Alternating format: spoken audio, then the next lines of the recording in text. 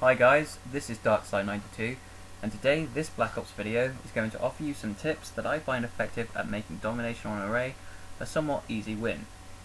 So to start off, I'm using the Marksman class, which means I'll be looking for a conservative place to take full effect of the M16's range, accuracy and damage output. The M16 is my favourite weapon in game, and I find the use of the ACOG sight and suppressor to be a winning combination. In all of my classes you'll see that I use Scavenger and Tactical Mask perks exclusively. These are most useful to me as they allow me to continue to be combat effective when other players are cursed by special grenades and are running low on ammunition. The key goal of the Marksman is to set up position and move carefully to A if they have spawned elsewhere. Here I'm using the advantage of being silenced to cut through these enemies and get to the area where I will be placing my tactical insertion. I've never used the tactical insertion before, but recently I've been astounded at the power of this device. This, coming up, is an example of how strong the Tactical Mask Pro perk is. This guy should have killed me using that flashbang, but due to the reduced effect, I managed to eliminate him first. So now I'm moving to the first of two effective point positions, but this one is better occupied by a teammate, who can give support if enemies try to flank or get too close. And there are my lovely mag mortars. Now, I don't understand why people don't use the sand turret a lot. Not only does it bring down aircraft, but it also is a great tool of distraction. Okay, so here I want to show you that if you get hit, a good place to retreat to is by this bush. But you must do this quickly, preventing your enemy firing further accurate shots against you.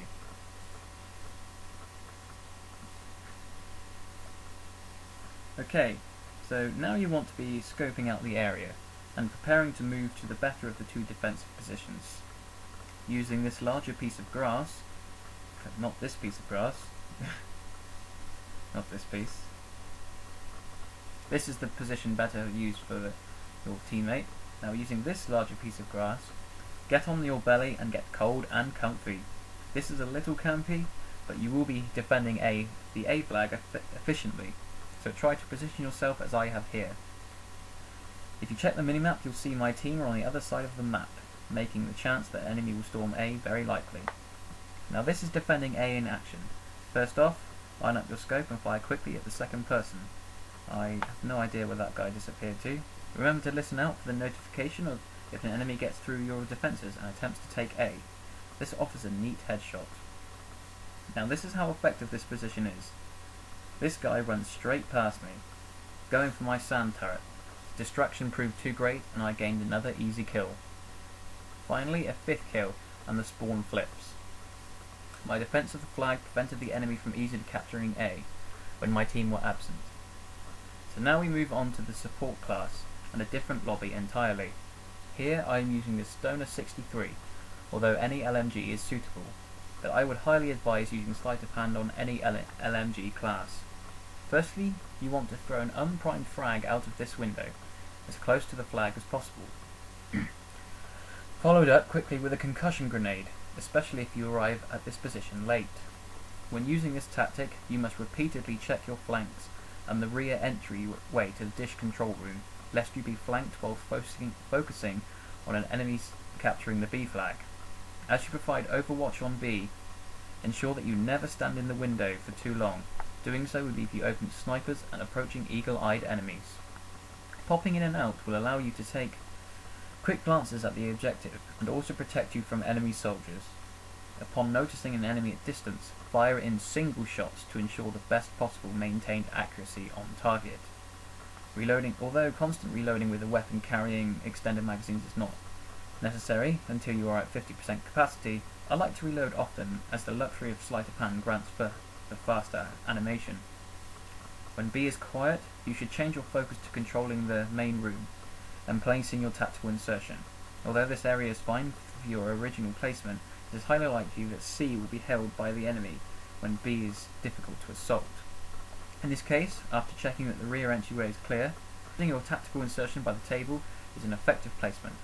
When returning to your post, move carefully, aim around corners, and ensure you have some cover that you can retreat to.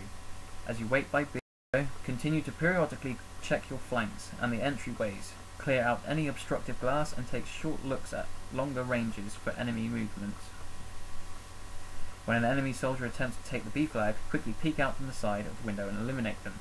In the event that C flag is taken by your enemy, there is a high chance they will make their way through the control room. To counter this, you must have control of the area. By running towards C flag and taking a defensive position, I managed to get 2 of the attackers killed, and within moments of their initial capture, a teammate is recapturing C. When back at your B position, follow the same checking rules as before. Here the stoner provides its worth at range and reinforces my point of firing in single shots.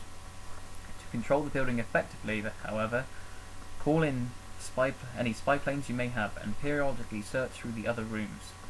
Frequently checking the back room may only give you a single kill, but chances are that that enemy could have been the one to flank your position, destroy your tactical insertion, and clear you from the building. In the following situation, the flash grenade would normally have blinded my screen, but due to the advantages of Tactical Mask Pro, I am able to notice the approaching enemy and attack him. Let me get past this. However, I burst fire at this point, and the difficulty of remaining on target due to the extra recoil of only a few bullets means that I am almost killed. Luckily, a teammate killed my attacker, giving reason for friendly snipers to change class after their effect is fulfilled. By continually checking my flanks, I am lucky to notice this ghost enemy. The best tactic to use is to grab the nearest cover available, throw a safe concussion grenade, and be quick to fire. A rushing enemy at this range will not likely expect you to be prone. This helped me win this disadvantageous gunfight. Checking the minimap shows that my team are behind me, meaning that enemies are likely to assault your position in force. Because of this, I get my mag mortars, but also get killed. In the event that you have a backlog of kill streaks, throw them out of the window for use by your teammates, or choose those that keep you in the fight. This leads to the power of the tactical insertion, as it spawns me close enough to kill the first enemy, and after stunning the second, receive a payback bonus. Third kill comes from the player using the wrong weapon for the job. My defense of B and control of the main room prevented the enemy's team movement options, effectively funneling them into the path of my teammates. The sentry, unfortunately, is the least effective of all the classes, and once the usefulness of the sentry has elapsed, the sentry should offer support to the other classes by changing to either a standard or aggressive set. Here I'm using the WA-2000 with extended magazines. Although there is no perfect place for a tactical insertion in this area, by these rocks is passable. When upon the pylon, use the steel box for cover and snipe enemies in B window or on B flag. This position also allows for watching over A flag and the flank of the marksman. Also, it is possible to cover A flag from the following position, but patience and constant checking of the flanks can make you less combat effective. Mainly checking your flanks constantly.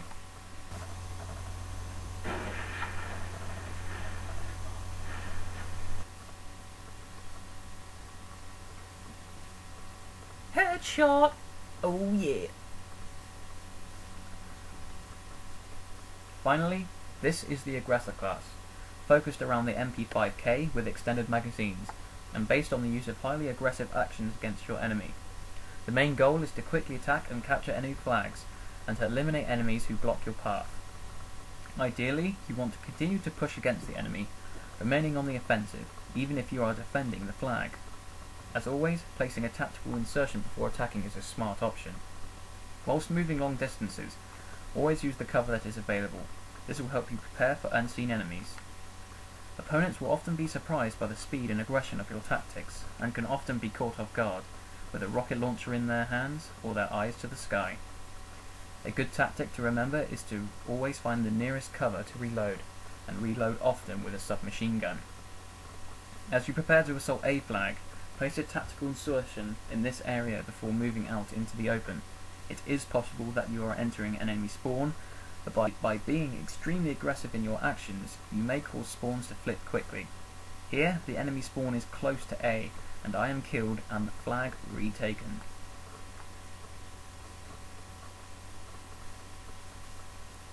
However, the tactical insertion allows me to come back and return quickly when the enemy has moved away.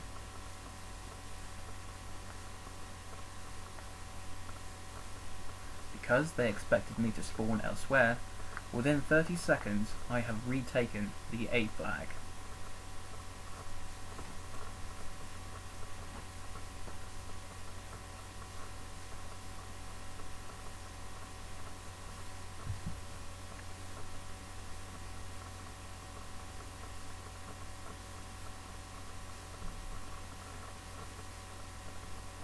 Be wary of where you place your tactical insertions. Being too aggressive can be disadvantageous in circumstances where you are outnumbered. Here I managed to kill the obvious threat, oblivious to the other guy, and because of that, they killed me. I spawn hoping to create some havoc when I am killed by an exploding RCXD, and an enemy approaching from behind. Even if the tactical insertion can be effectively hidden, avoid placing it too close to enemy positions and active objectives. Continue to be aggressive as your main goal is to beat back the enemy and close up their movement options. Getting caught out in the open while reloading is extremely disadvantageous, but with the speed of these SMGs and sleight of hand, threats become manageable. Using cover does not just mean that you are protected, but that enemies may fire at the cover in panic. This is a big FU to all those who use second chance. As you continue to assault, use your tactical insertions where you can, and while capturing flags, always check your flanks for approaching threats. Finally, in frontal combat, move towards the nearest cover and use your fast throw and concussion grenades for your advantage. Keeping? Continue to be aggressive and push forwards. Well guys, that is the end of this tactics session. My tone was quite serious and perhaps patronising at some points, so I apologise for that.